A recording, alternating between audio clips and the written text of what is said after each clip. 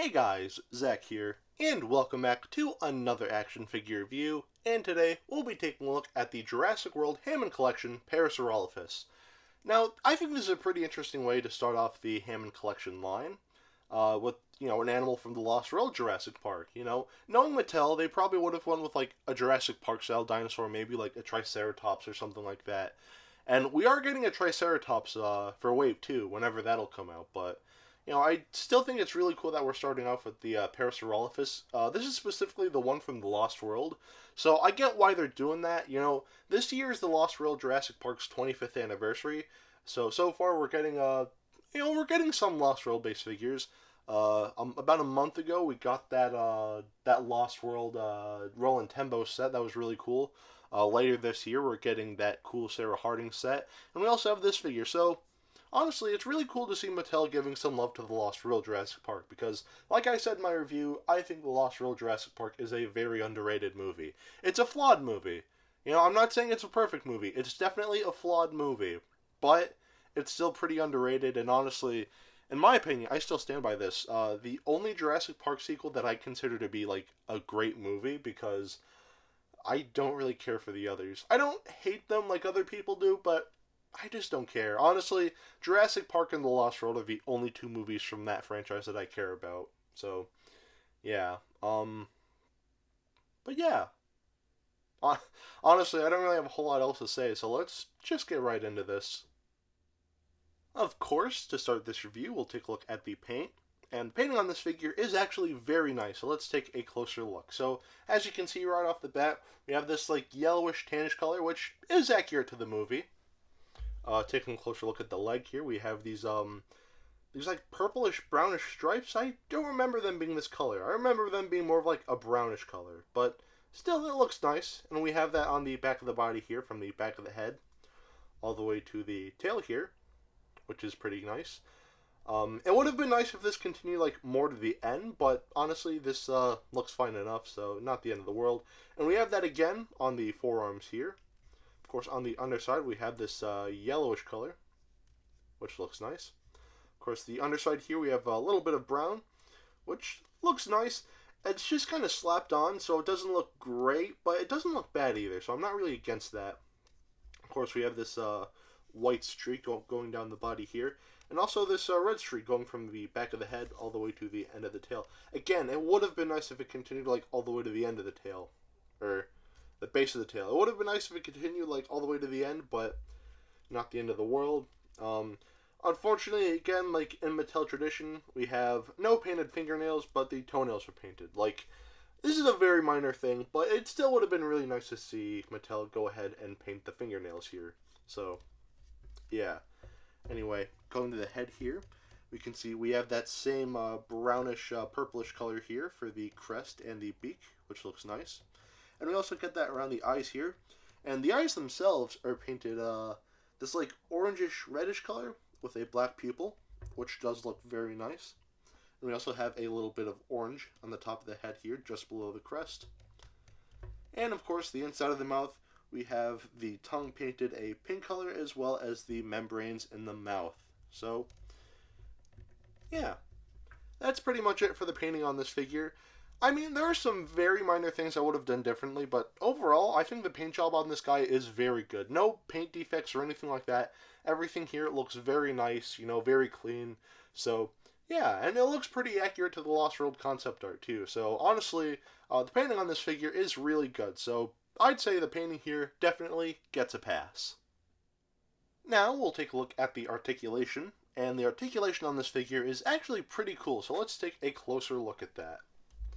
So, taking a look at the head first, something that's really cool, the mouth can actually open, which is something we don't really see in a lot of herbivorous dinosaur toys nowadays, or honestly ever. So, this is honestly a really cool, feature for this figure. I mean, realistically, and this isn't an issue, this would be really nitpicky if it was, but realistically, if they want to have a moving jaw game, because this whole bit right here, this is the bottom jaw, so when you just have this opened up, it looks a little weird.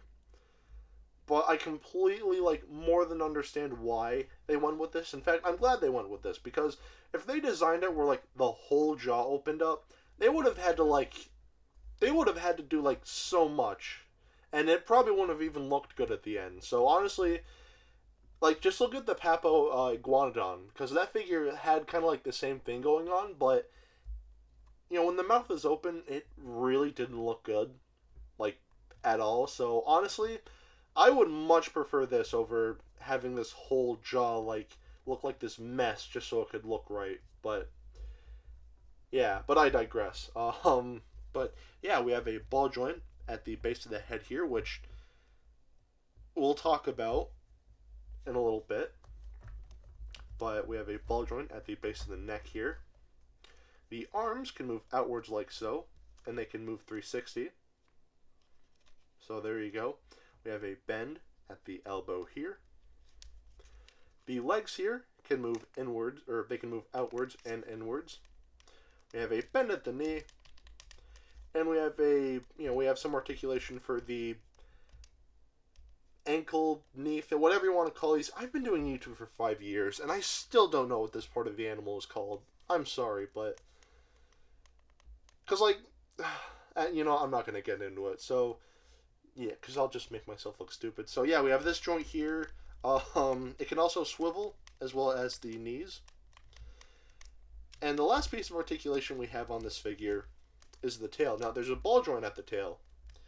But the rest of the tail is this, like, it's got a bendy wire inside, which normally I'd be against. And if I'm being honest, I would have done that, completely different, because, like I said in the past, I don't like bendy wire tails because over time they're just going to snap and it's not a fun time at all. But here's the thing, though. I complained about this with the Amber collection all the way back when that line first started. Because, like, the Raptors and, like, the Dilophosaurus, they had a bendy wire tail. But the difference there was that, like, the rubber on those guys for their tails, they didn't feel good, like, at all. Like, it felt like it felt like they could, like, peel over time, because they didn't feel strong, is what I'm trying to say. But the actual material they used for the tail, like, it's definitely rubber, but it feels very sturdy. So this thing is not going to be, like, tearing or peeling anytime soon. This tail is going to last a long time, and honestly, I'm happy about that. So, yeah. Again, I would have done without the bendy wire tail, but honestly, the material, like, for the rubber here is actually very durable. So, I am not complaining whatsoever. So, yeah. Anyway, that's pretty much it for the articulation. And the articulation on this guy is pretty cool. I like it a lot. Not the most articulation I've seen on a figure, but honestly, for what it is, I think the amount of articulation here is really cool. So, yeah, the articulation on this figure is great, so it definitely gets a pass. Now, we'll take a look at the sculpting on this figure. And the sculpting on this figure, for the most part, I think looks very nice. It's not one-to-one with the Crash McCurry artwork or the Stan Winston maquette. I'll put up both of those pictures on screen right now. So, yeah, there are some minor things, like the feet are a little too big, and maybe the head I'd shrink down a little bit. But overall, this figure doesn't look bad. It still looks very good, considering. So, yeah, for the most part, the sculpting looks good. There's just one thing that I really, really don't like about this figure. And everybody and their grandmother has memed about this, so, yeah, they're just making fun of this factor. And, of course, that issue, well, I'm not going to say anything. Actually, before I show you, just take a close look at this figure from the side. Just, like, burn this image into your mind and just, remember this. Just remember this, how this figure looks from the side. Now, let's look at it from the front. Now, I want you to tell me what's wrong with this figure. Of course, I'm talking to a camera, so I can't really hear what you're saying. So if you're actually talking to your screens, then honestly, that's a little embarrassing. But I will tell you this. The thing that I find really embarrassing about the sculpting on this figure, so utterly embarrassing, are the noticeable seams right here. Like, you can see at the neck there and at the body here. Honestly, that's really inexcusable. So, it really does ruin the figure. So, honestly, 0 out of 10. This figure is bad. Mattel sucks. Hasbro was way better.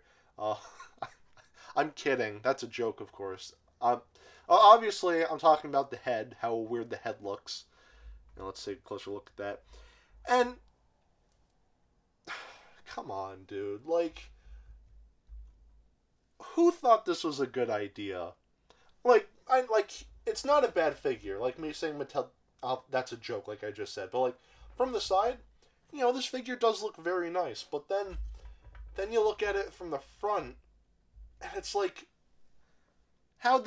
look at its face. Its face is so round and goofy looking. Like, it didn't look like that in the movie. Like, I'll pull up another picture of, like, the Stan Winston maquette.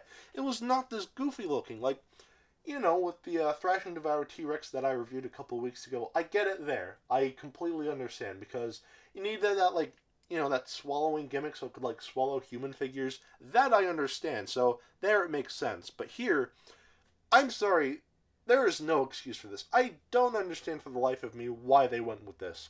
And I know there's going to be someone who's going to say, but Zack, like, there's a ball joint at the base of the head. Like, how else are they going to fit articulation there? They could have done literally anything. They could have had, like, the joint, like, here instead of, like, right here. Which, granted, if this figure was, like, completely looking up, then maybe that would have looked weird. But honestly, I would much prefer that over this. Like, with, like, that joint looking weird. You could solve that by just having this figure just looking forward, and it doesn't look bad at all. But, like, when you have the joint here, you just have this really wide, goofy looking face. I don't get why they thought that was a good idea, because it's not. It looks really goofy.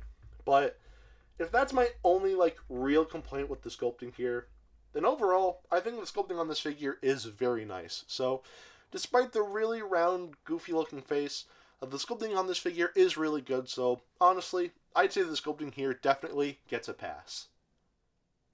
Now, we'll take a look at the detailing. And the detail on this figure is really good, so let's take a closer look at that. So, starting off with the head here, we can see all the little scales on this figure look great. All the little creases and like wrinkles in the skin. Looks really good. Everything here is just very nicely defined. And even the inside of the mouth here is detailed pretty decently. Going to the neck, again, we have a lot more creases going on, a lot of musculature, which just looks great. Everything here is just really nicely defined. And even on the side of the body here, again, all these wrinkles and creases in the skin, detailed very nicely. And the musculature in the forearms here look great. Or arms, I should say. But yeah, the hands here are detailed very nicely as well. All the scales are very nicely defined. And going to the hind limbs here, we can see we have a lot of really nice musculature. And again, all the creases and wrinkles in the skin look really good. And even in the feet here, again, the scaling here looks really nice for the toes. And again, going to the tail here, again, we just have a lot of really nice musculature and a lot of really nice like creases in the skin. And yeah, and honestly, that's pretty much it for the detailing. And the detail on this figure is really good. Mattel, they usually do a really good job with the detailing on their figures, and this figure is no exception. So, yeah, the detail on this figure is really good. So the detailing, I'd say, definitely gets a pass. Now, we'll do some size comparisons. Here is the Jurassic World Legacy Collection Juvenile Parasaurolophus, the one that came with Roland Tembo. Here we have my last review, the Hammond Collection, Ian Malcolm. Here we have this little Mattel blind bag Jurassic World Parasaurolophus that came with one of the Legacy Collection sets that came out when Fallen Kingdom was coming out. And of course, here is the Kenner Lost World Jurassic Park Parasaurolophus. Now, excuse me, which one do I prefer? That's kind of a tough question, because this figure right here, the newer one, this one can actually stand on its own. And though this Kenner one can stand pretty well, it's like designed where like it can't stand, it's just like that. So whenever you do stand this figure, you have to play with it a little, which is a little annoying. This figure is automatically winning because it stands on its own. But I think the sculpting and the proportions on the Kenner one, I think, look nicer. And the new, this figure here, the sculpting here is still very nice, but the sculpting here is nice. The feet aren't too big. And also, we don't have a goofish, wide face here. it looks normal. So, yeah, again, the new Hammond Collection Parasaurolophus I think is a great figure, don't get me wrong, but if I had to pick one, I'm sorry, I'm going to have to go with the Kenner one here. So, not by much, the Kenner one still wins. So, yeah, even though it can't really stand, but I digress. And of course, to always end these reviews, here we have some hand sanitizer and Dr. Billy Grant. So at the end of the day, should you get this guy? Honestly, I'd say yes. I mean, there are some things I would have done differently with like the painting and the sculpting, and like I said in the video, I am not a fan of that weird round face whatsoever. I think it looks stupid. But overall, I still think that this is a really nice figure. I think the paint quality is very nice. No like defects or anything like that. And overall this figure, it's a nice figure. So honestly, I'd recommend it, And so far, I think I really like this Hammond collection a lot. Like I didn't care too much for the Amber collection because it didn't scale well with the humans whatsoever, and I don't know, I just didn't really care too much for the Amber collection. But these figures actually scale pretty well with the human figure, like the Legacy collection figures. So yeah, the Hammond collection I think is pretty cool so far. I can't wait to see I can't wait to see that Triceratops figure. It looks great. Like I said before, the new T-Rex looks absolutely phenomenal, the one that's coming out. But yeah, the Hammond collection so far is looking pretty cool. So yeah, definitely get this figure if you can. You can only get this figure at Target. I think there are other stores that have it, but at least where I live, this figure is exclusive to Target, and it's only $20. And honestly, for $20, I think the quality here is really nice. So I definitely recommend it. So yeah, get this figure if you can, and yeah, anyway, that's pretty much it for today. Have a great rest of your week, and I will see you in the next video. Peace, Zack out.